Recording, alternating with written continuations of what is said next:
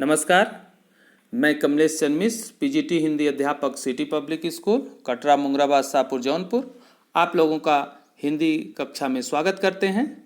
आज हम लोग कक्षा 12 आरोह भाग 2 के काव्य खंड से प्रथम पाठ हरिवंश राय बच्चन द्वारा लिखित आत्मपरिचय और दिन जल्दी जल्दी ढलता है नामक कविता का अध्ययन करेंगे। इस कविता का भावार्थ इस प्रकार से है।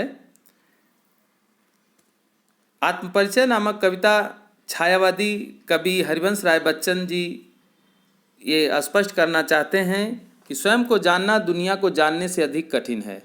समाज में रहते हुए खट्टे मीठे अनुभव से गुजरते मनुष्य पूरी तरह समाज से अलग नहीं रह सकता, समाज से कटकर नहीं रह सकता।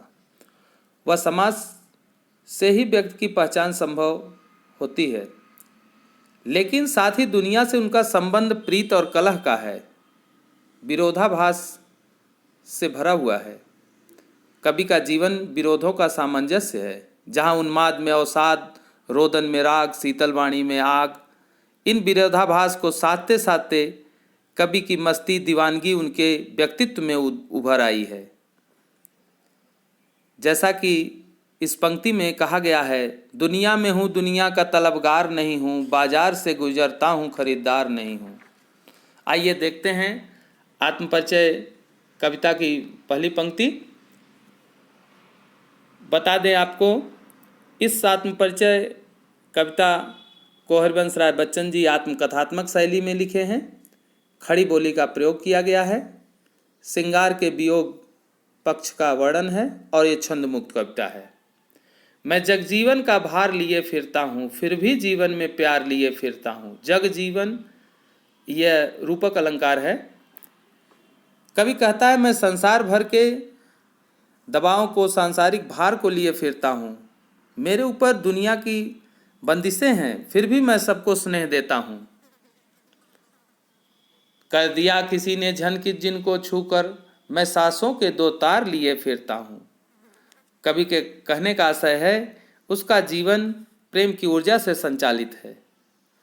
उसके सांसों के तार लगे हृदय रूपी वाद्य को किसी ने झनकित कर दिया है, कंपित कर दिया है। देखिए, एक साथ अर्थ देखते हैं। मैं जगजीवन का भार लिए फिरता हूँ, फिर भी जीवन में प्यार लिए फिरता हूँ। मैं संसार की ढेर सारी दुनियावी बंदिशें लिए फिर रहा हूँ, फिर भी सबको स्नेह देता रहता हूँ, सबको प्रेम बांटते रहता हूँ। कवि के कहने का आशय है, उसका जीवन प्रेम की ऊर्जा से संचालित है। और कवि आगे कहना चाहता है, मैं सांसों के तार लगे हृदय रूपी वाद्य को लिए हुए हूँ, जिसे किसी ने छूकर झनकित कर दिया है, कंपित कर दिया है। आगे देखते हैं। मैं स्नेह सुरा का पान किया करता हूँ, मैं कभी न जग का ध्यान किया करता हूँ। स्नेह सुरा में भी रूपक अलंकार है। कभी इस क्रम में आगे कहते हैं, मेरा मन प्रेम की मदिरा पीकर मतवाला है, मैं कभी न जग का ध्यान किए करता हूँ।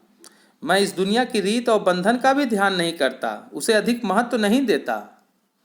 जग पूछ रहा उनको जो जग की गाते, मैं अपने मन का गान किया करता हूँ। यह दुनिया तो गुणगान प्रिय है, जो इसकी प्रशंसा करते हैं यह उसका ध्यान रखती है।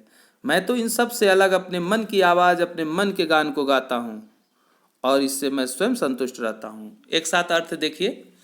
मैं स्नेह सुरा का पान किया करता हूँ, मैं कभी न जग का ध्यान किया करता हूँ। कभी कहते हैं, मैं प्रेम की मदिरा पीकर मतवाला हूँ। इस दुनिया की रीत का, बंधन का मैं ध्यान नहीं करता, मैं उन्हें अधिक महत्व नहीं देता। यह दुनिया तो गुणगान प्रिय है, जो इसकी प्रशंसा करते हैं उसी का ध्यान रखती है। मैं इनसे सबसे अलग अपने मन की आवाज़, अपने मन के गान को गाता रहता हूँ। अगली पंक्ति देखिए।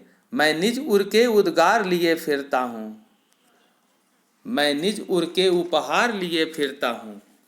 कवि कहना चाहते हैं, मैं हृदय के उद्गार अर्थात हृदय की वाणी को व्यक्त करता हूँ।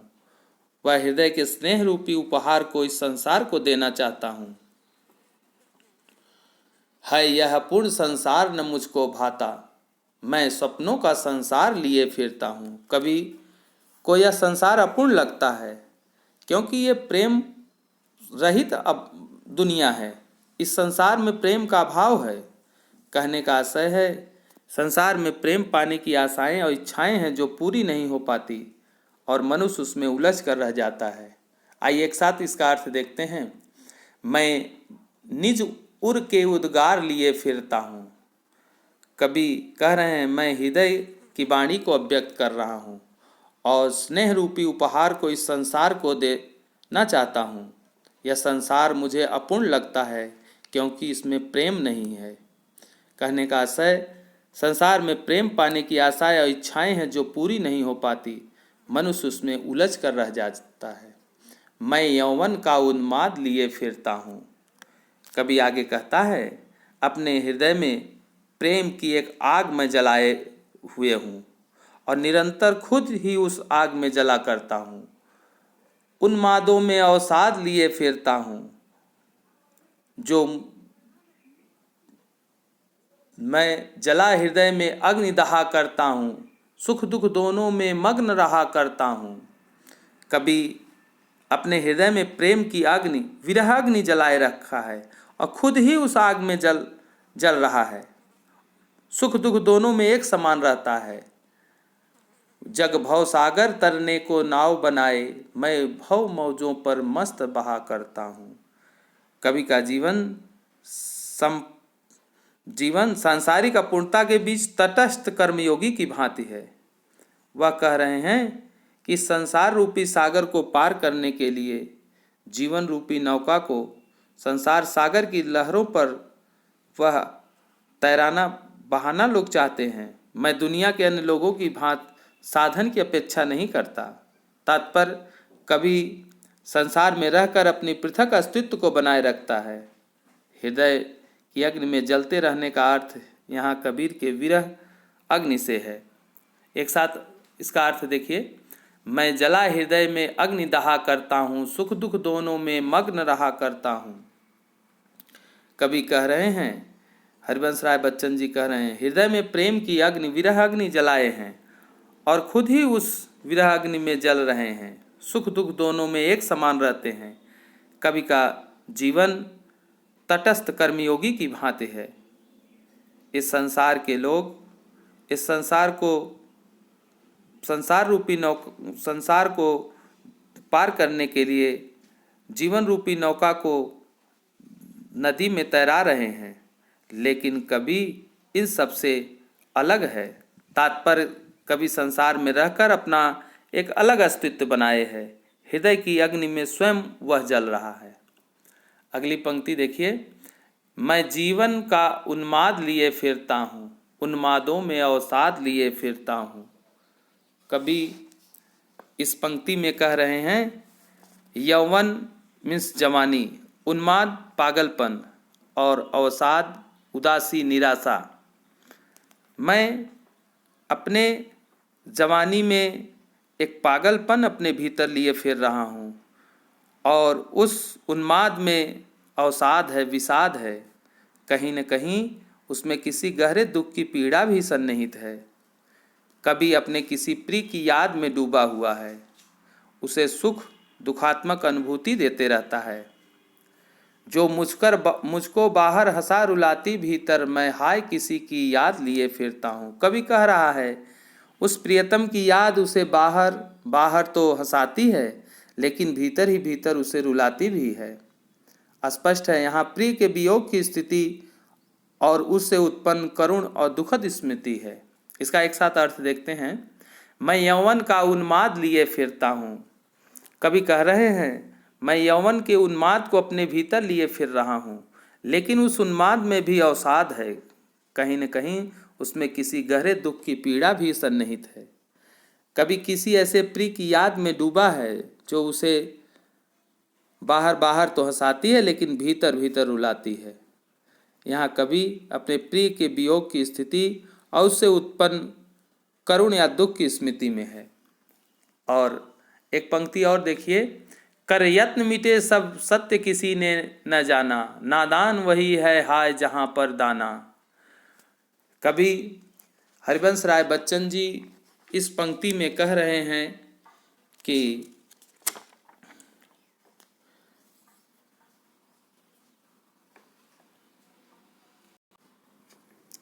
आगे कवि कहना चाहते हैं कि सभी अपने अपने ढंग से यत्न करके हार गए, परंतु इस सत्य को किसी ने नहीं समझा।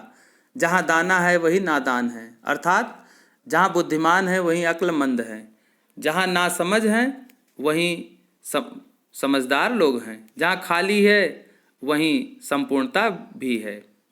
कवि यहाँ संसार से अजीब रवैये का रंग ढंग की बात कहना चाहता है। आगे देखते हैं। फिर मूढ़ न क्या जग जो इस पर भी सीखे, मैं सीख रहा हूँ सीखा ज्ञान भुलाना। वह कहते हैं ऐसी दशा में वह इस दुनिया को नासमझ कैसे कहें जो भ्रम में उलझी पड़ी है और उनसे मुक्ति भी नहीं होना चाहती। इसलिए कवि कहते हैं कि वह सीखे गए ज्ञान को भूलने की कोशिश कर रहे हैं, अर्थात पूर्व स्मृति से पीछा छुड़ाने चाहते हैं। एक साथ इसका अर्थ देखते हैं। कर यत्न मिटे सब सत्य किसी ने जाना, नादान वही है हाय जहाँ पर दाना। नादान यहाँ बुद्धिमान से है। देखिए इसका अर्थ कवि कह रहे हैं कि सब अपने अपने तरह से यत्न कोशिश करके हार गए, लेकिन सच्चाई कोई नहीं समझ पाया। जहाँ बुद्धिमान रहते हैं वहीं अक्लमंद रहते हैं, जहाँ नासमझ लोग रहते हैं वहीं समझदार रहते हैं, जहाँ खालीपन है वहीं संपूर्णता भी है। कवि यहाँ संसार के अजीब रवैये के रंग ढंग की बात कहना चाहता है।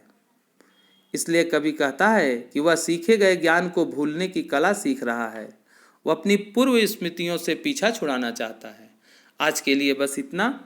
कल फिर आत्म परिचय नामक कविता को आगे पढ़ाएंगे। आपका दिन शुभ हो। धन्यवाद।